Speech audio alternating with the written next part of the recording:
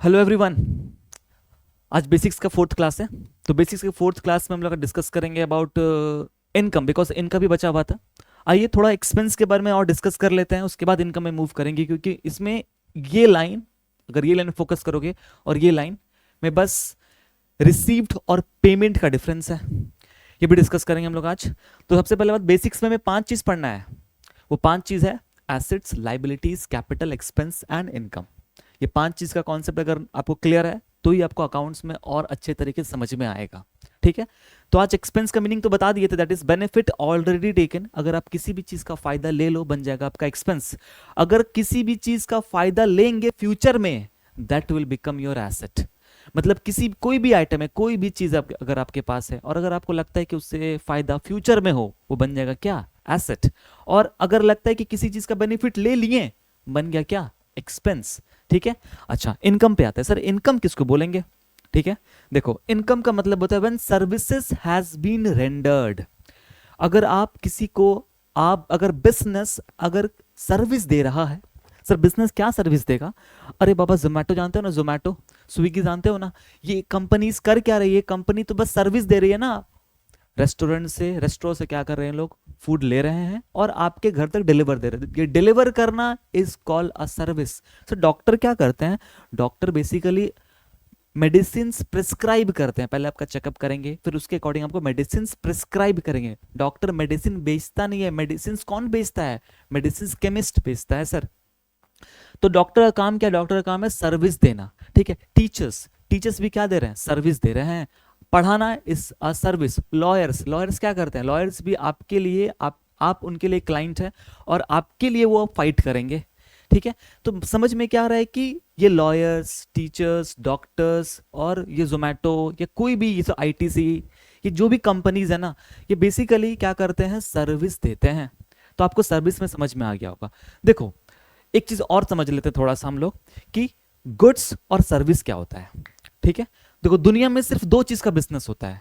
पूरे दुनिया में सिर्फ 2 चीजों का बिजनेस हो रहा है। सर वो सिर्फ 2 ही चीज का बिजनेस होता है? नहीं सर, बहुत चीजों का बिजनेस होता है। आप पॉइंट पर आओ, पॉइंट पे समझो कि दुनिया में 2 चीज का बिजनेस का मतलब होता है सर, एक तो गुड्स में डील हो रहा है, दूसरा सर्विस में डील हो रहा है। गुड्स का मतलब हो गया कि फिजिकल आइटम्स ऑफ ट्रेड। चलो, साथ साथ ये भी नोट्स बना लेंगे हम लोग। ठीक है।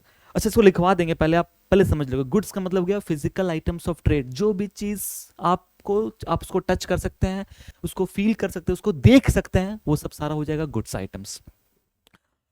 सर आज फोर्थ क्लास है। फोर्थ क्लास में हम लोग अब सब कुछ सिर्फ बिजनेस के पॉइंट से बात करेंगे। हम लोग फर्स्ट सेकंड थर्ड क्लास जो भी था वो हम लोग कभी समटाइम्स हम अपने पॉइंट से बात कर रहे थे, समटाइम्स कभी आपके पॉइंट से बात कर रहे थे। बट अकाउंट्स क्लास में हमेशा ये ध्यान रखना है कि हमें हमेशा बिजनेस के पॉइंट से बात करना है, क्योंकि रिकॉर्डिंग्स जो करेंगे, जो भी हम लोग अकाउंटिंग करने वाले हैं फर्दर क्लासेस में, वो सब सारा बिजनेस के ही पॉइंट से होगा। ठीक है। तो बिजनेस के लिए क्या इनकम होगा, बिजनेस के लिए क्या एक्सपेंसेस होगा, इसके बारे में बात करना है। तो बिजनेस गुड्स किसको बोलेगा? बिजनेस गुड्स उसको बोलेगा जो भी जिस चीज में वो डील कर रहा हो। अगर सपोज करो बिजनेस जो है वो पेन बनाता हो, तो पेन बना रहा है, तो pen is a, I mean pen को हम लोग टच कर सकते हैं, पेन को देख सकते हैं, तो पेन हो जाएगा गुड्स। जो बिजनेस जिस चीज का डील कर रहा हो, हम रिपीट करें लाइन को, जो बिजनेस जिस चीज का डील कर रहा हो उसी को बोलते हैं गुड्स। जैसे सपोज करो कि अगर हम मिठाई वाले हैं, हम स्वीट्स बनाते हैं, मिठाई बनाते हैं, तो मिठाई मेरे लिए बन जाएगा गुड्स। ठीक है। अगर हम पेन मैन्युफैक्चरर है, तो मेरे लिए क्या बन जाएगा? गुड्स, पेन बन जाएगा। जो भी बिजनेस जिस चीज का सामान को डील कर रहा हो उसी को बोलेंगे क्या? गुड्स। डन, समझ में आया? ठीक है। तो 2 चीज का बिजनेस होता है सर, एक सर्विस होता है, एक होता है गुड्स। सर रेस्टोरेंट वाला तो लोग सर्विस देते हैं ना, खाना खिलाना इज कॉल्ड गिविंग सर्विस। खाना खिलाना को मतलब होता है सर्विस दे रहे हैं। खाना खिलाने को आप गुड्स मत बोलिएगा। सर देख सक रहे हैं, सर टच कर सकते हैं, तो खाना को तो हम लोग बोल सकते हैं ना कि गुड्स है। देखो, बेसिकली खाना खाना के मतलब होता है कि आप पेट, मतलब पेट भरना। अब अगर आप खाना खाने के बाद क्या बोलते हो? यहाँ का खाना बहुत अच्छा लगा हमको। इट सिंपली मीन्स कि आप जो है, आप बोलना चाहते हो कि यहाँ का सर्विस अच्छा लगा। ठीक है। खाना खाना इज नॉट कॉल्ड कि हम लोग गुड्स ले रहे हैं। ठीक है। हाँ, पैक्ड आइटम्स हो जैसे कि चॉकलेट्स, जैसे कि चिप्स, ये सबको गुड्स बोल सकते हैं, क्योंकि ये लोग, इसको हम लोग क्या कर सकते हैं, यहाँ से वहाँ ट्रांसफर कर सकते हैं। हम लोग कुछ समय के लिए हम लोग स्टोर कर सकते हैं। बट अगर आप रेस्टोरेंट से अगर आप खाना पैकेजिंग करवा कर लेकर आ जाओगे, तो हमको नहीं लगता है कि आप उसको बहुत दिनों तक उसको रख सकते हो, ठीक है। तो अल्टीमेटली रेस्टोरेंट से खाना मंगवाना और खाना खाना इज कॉल्ड अ सर्विस, ठीक है। यहां तक समझ में आया। और बाकी पैक्ड आइटम्स जो भी होते हैं जिनको कि हम लोग कुछ दिनों तक स्टोर कर सकते हैं, कुछ मंथ तक, कुछ महीनों तक, 6 महीना, 9 महीना, 1 साल तक, ठीक है। Packed I mean used before 12 months ऐसा लिखा रहेगा कि आप इसको 12 महीना तक, जो भी डेट है मैन्युफैक्चरिंग डेट है उसके बाद 12 महीनों 12 मंथ तक इसको आप कंज्यूम कर सकते हैं, उसके बाद वो खराब नहीं होगा। अल्टीमेटली वो बोलना ये चाह रहा है कि वो जो भी पैक्ड आइटम है वो गुड्स है। ये समझ में आया। तो गुड्स का भी हमको समझ में आ गया और सर्विस भी समझ में आ गया कि दुनिया में दो चीजों का बिजनेस हो रहा है, एक गुड्स और एक सर्विस। जैसे सर रिलायंस गुड्स में भी डील करता है, रिलायंस सर्विस में भी डील करता है। Jio telecom is a service telecom, बात करना कॉल पे, ये सब जो भी हम लोग नेट यूज कर रहे हैं ये सब हो रहा है, हम लोग सर्विस ले रहे हैं, ठीक है। अच्छा रिलायंस ट्रेंड्स कपड़ा, क्लोथ्स, क्लोथ्स इज लाइक कि हम लोग उसको टच कर सकते हैं, फील कर सकते हैं, देख सकते हैं, तो क्लोथ्स बन गया तुम्हारा क्या, गुड्स। तो ये गुड्स और सर्विस, एक बिजनेस गुड्स में भी डील कर रहा है, सर्विस में भी डील कर रहा है। तो ये चीज समझ में आपको आ गया होगा कि गुड्स का मतलब क्या होता है, सर्विस का मतलब क्या होता है, ठीक है। आते हैं अब देखना एक चीज कि लिखे हुए हैं क्या कि benefit already taken whether payment has been made और नॉट। अगर आप फायदा ले लिए और अगर आप पेमेंट नहीं किए हो, सर फायदा लेना और पेमेंट नहीं करना समझ में नहीं आया। मतलब कि देखो बिजनेस का एक प्रॉपर्टी है, जैसे कि सपोज बिजनेस का एक बिल्डिंग है जो कि रेंटेड बिल्डिंग है, मतलब बिजनेस को इस बिल्डिंग के लिए रेंट पे करना पड़ रहा है, तो बिजनेस इस प्रॉपर्टी को यूज कर रहा है, मतलब इस प्रॉपर्टी का सर्विस ले रहा है, यूज करना मतलब सर्विस ले लिए। और इसका जो रेंट है sir, rent per month, rent जो है वो है सपोज करो कि 2,000 रुपये, बहुत छोटा अमाउंट लेते हैं, पर मंथ इज 2,000 रेंट, ठीक है।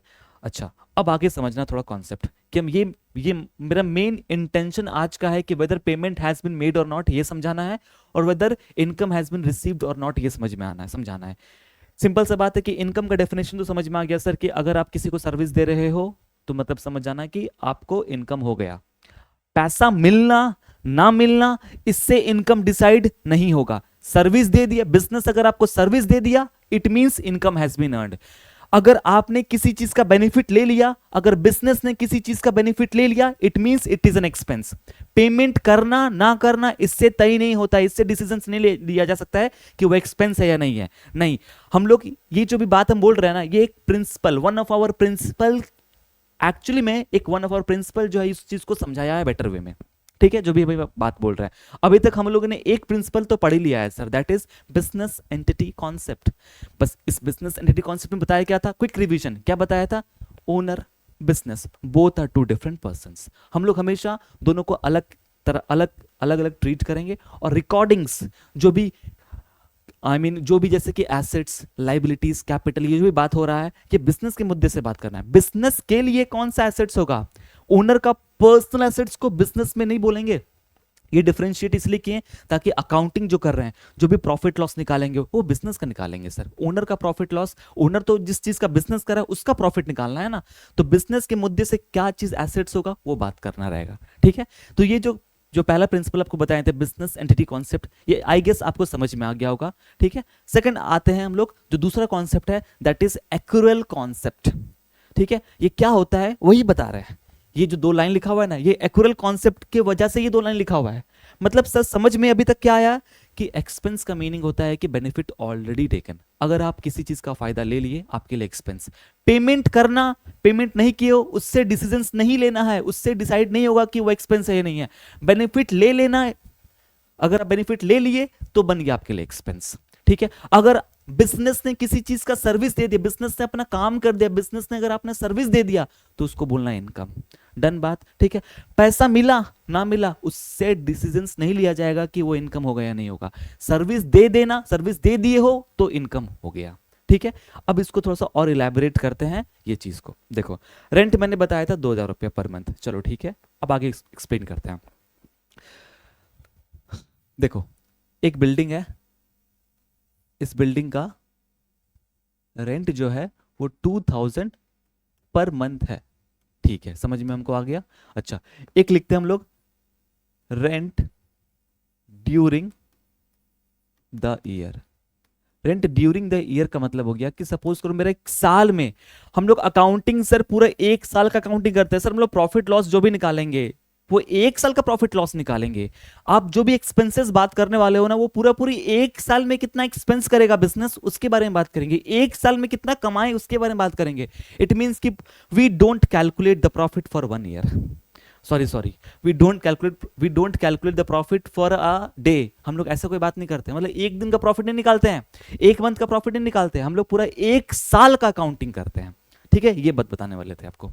तो सपोज हम अकाउंटिंग कर रहे हैं 1/3/2022, ठीक है, एंड कब होगा? 1/4 होगा, सॉरी, ठीक है।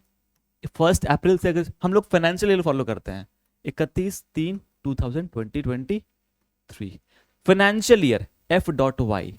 फाइनेंशियल ईयर स्टार्ट होता है सर 1 अप्रैल से और एंड होता है 31 मार्च से। मतलब फाइनेंशियल ऐसे बोला जाता है 23-24 23-24 सेशन चल रहा है सर।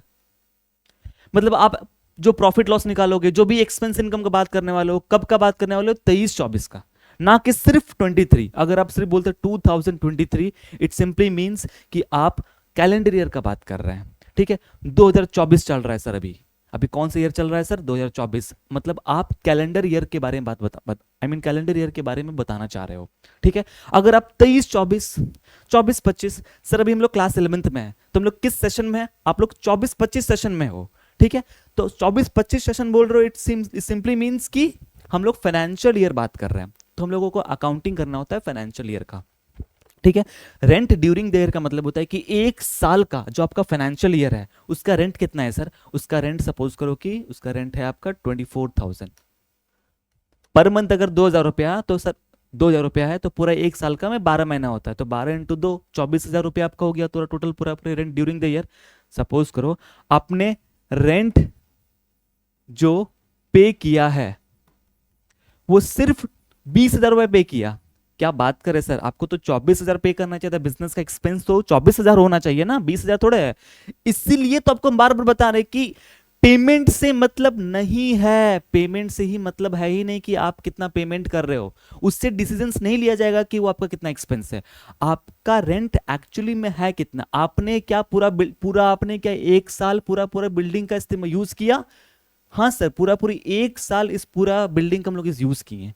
तो आपका पर मंथ अगर 2,000 है और आपने एक साल इस्तेमाल किया तो आपका एक्सपेंस 24,000 होना चाहिए। But we have paid only 20,000। ठीक है, 20,000 आपने पे किया है, तो जो नहीं पे किया क्या आपको पे करना पड़ेगा? हाँ जी, पे तो करना पड़ेगा। तो जैसे ही आपका नेक्स्ट ईयर आएगा, आपका पिछला ईयर में अगर आपने जो भी चीज नहीं पे किया, आपका बन जाएगा क्या? आउटस्टैंडिंग। आउटस्टैंडिंग रेंट बोलेंगे इसको। ठीक है, कितना सर? 4,000 आउटस्टैंडिंग रेंट बन गया। तो रेंट ड्यूरिंग द ईयर कितना दिखाएंगे सर? दिखाएंगे तो 24,000 ही। जितना नहीं पे किए हो उतना ऐड करके बताओ कितना नहीं पे किए हो? 4,000 रुपया सर। ठीक है, समझ में आ गया कि उसको आउटस्टैंडिंग रेंट बोलेंगे। बट आप एक चीज बताए थे स्टार्टिंग क्लास में कि कोई भी आइटम्स, नए आइटम्स पढ़ने वाले हैं, वो हम लोग 5 हेड में डालेंगे, या तो वो एसेट्स होगा, या तो वो लायबिलिटी होगा, या तो वो कैपिटल होगा, या तो एक्सपेंस होगा, या तो इनकम होगा। रेंट तो समझ में आ गया कि rent is my this 24,000 is my expense.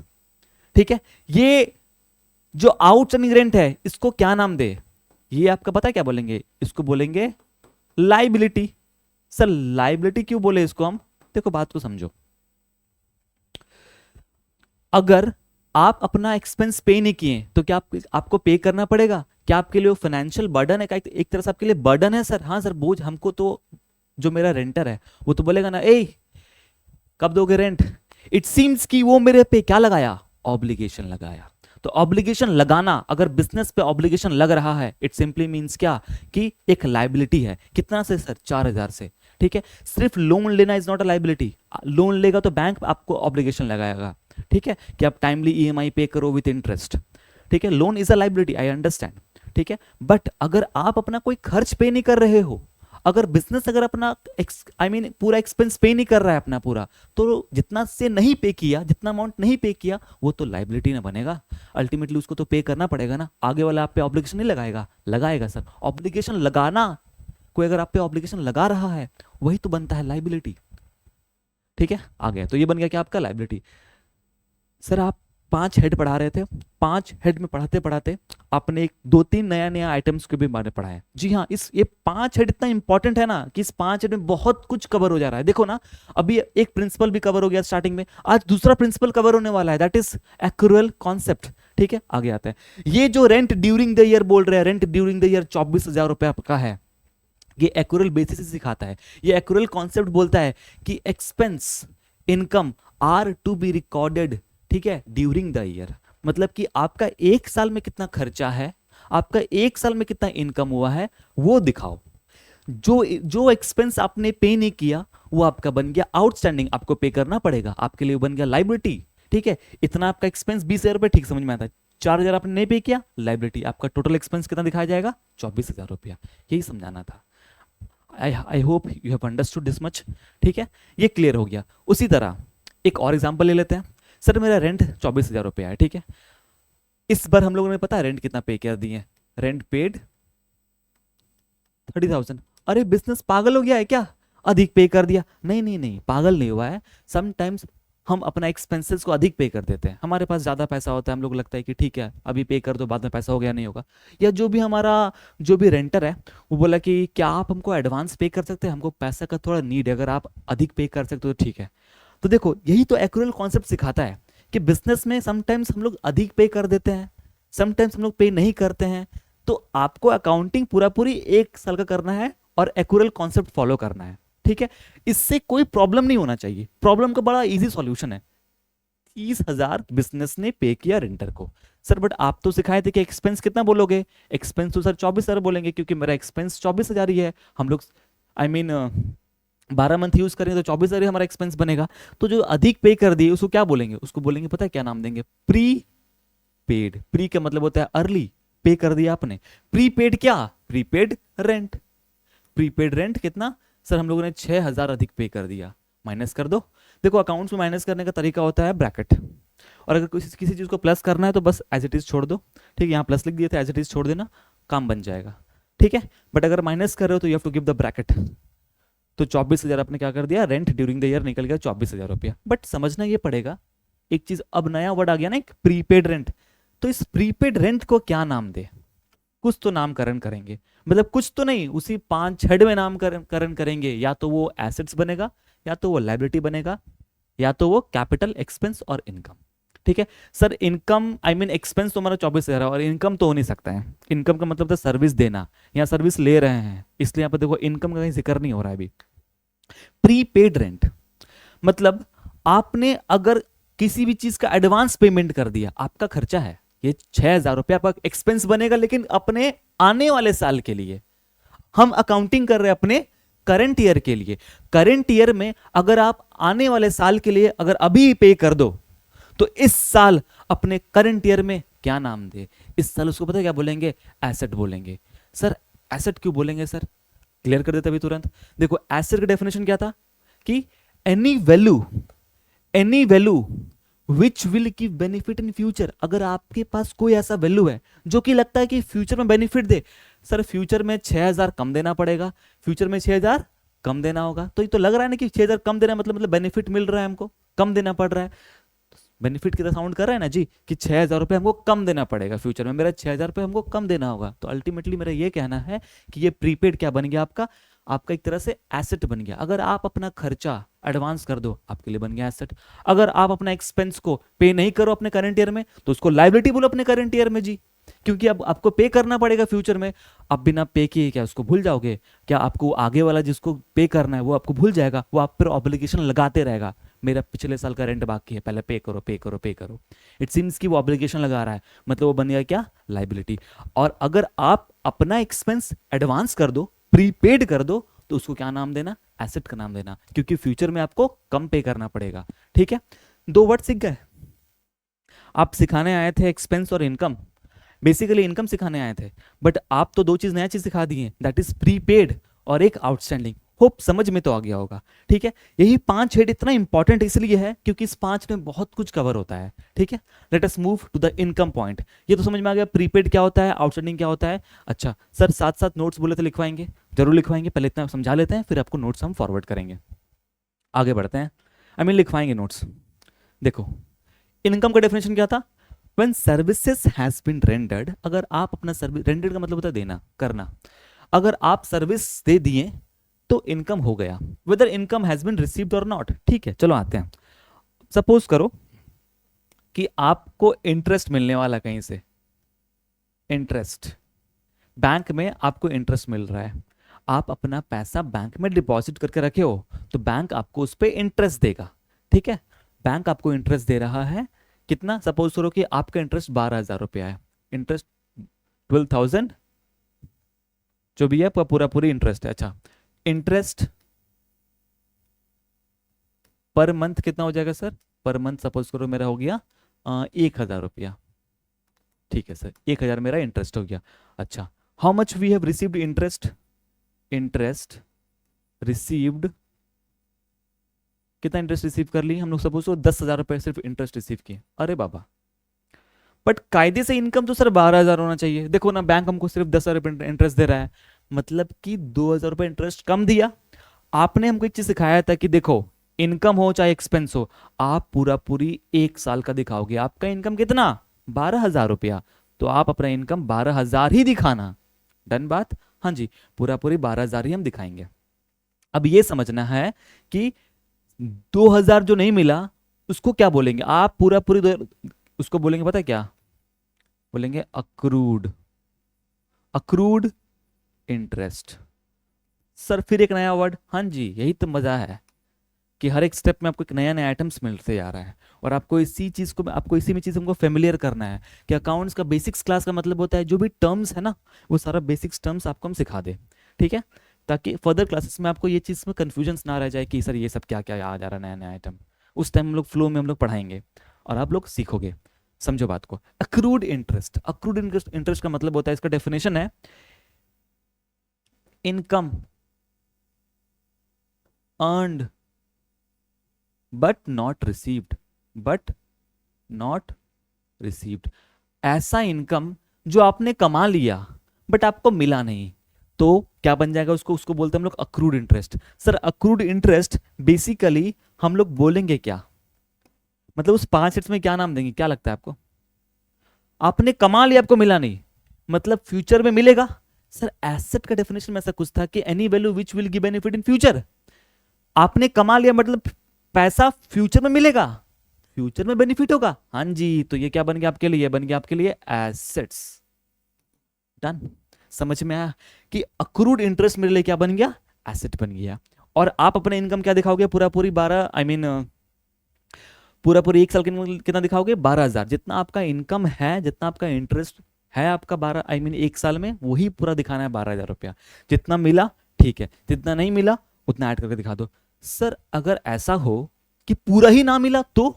अगर पूरा ही ना मिला ना तो पूरा ही पूरा आपका क्या बन जाएगा? Accrued interest. आप इनकम दिखाओगे 12,000 रुपया, मिला नहीं है तो बोल दो कि जितना नहीं मिला उतना बन गया अक्रूड इंटरेस्ट। मतलब पूरा पूरी 12,000 भी अक्रूड इंटरेस्ट बन सकता है। हाँ जी, अगर आपका रेंट 24,000 था और आपने रेंट ही नहीं पे किया पूरा पूरी 24,000 रुपया, तो इट सीम्स कि आप 24,000 अपना करंट ईयर में दिखाओगे कि मेरा 24,000 मेरा एक्सपेंस है। नहीं पे किए, पूरा 24,000 क्या बन जाएगा आपको? 24,000 क्या बन जाएगा आपका? पूरा पूरी पूरा आउटस्टैंडिंग रेंट बन जाएगा, पूरा लाइबिलिटी बन जाएगा आपको पूरा पूरी 24,000 रुपया। डन? ठीक है, तो ये अक्रूड समझ में आया।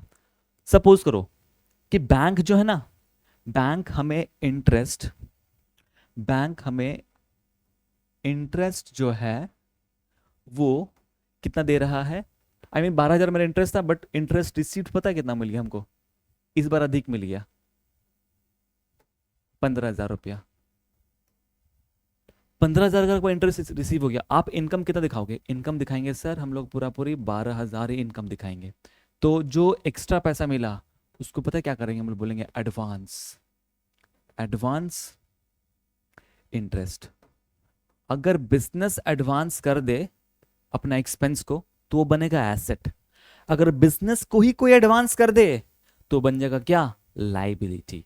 ये जो मेरा एडवांस है ये क्या बन गया मेरा? एज अ लाइबिलिटी बन गया। क्या बात समझ में है? क्योंकि अभी तक इस बिजनेस का ये इनकम है नहीं, बट बिजनेस को पैसा मिल गया। ठीक है, तो ये क्या बन जाएगा? As a liability. ठीक है, अब देखो एक सिंपल सी बात है, एक ट्यूशन टीचर है, ठीक है, वो क्या किया है, पढ़ाया नहीं है अभी तक कुछ भी, बट स्टूडेंट्स ने उसको आके पैसा दे दिया। ठीक है, तो क्या बन जाएगा उसके लिए, वो बन जाएगा लाइबिलिटी बन जाएगा, क्योंकि अभी तक ट्यूशन टीचर ने उनको क्या दिया है, सर्विस नहीं दिया है स्टूडेंट को।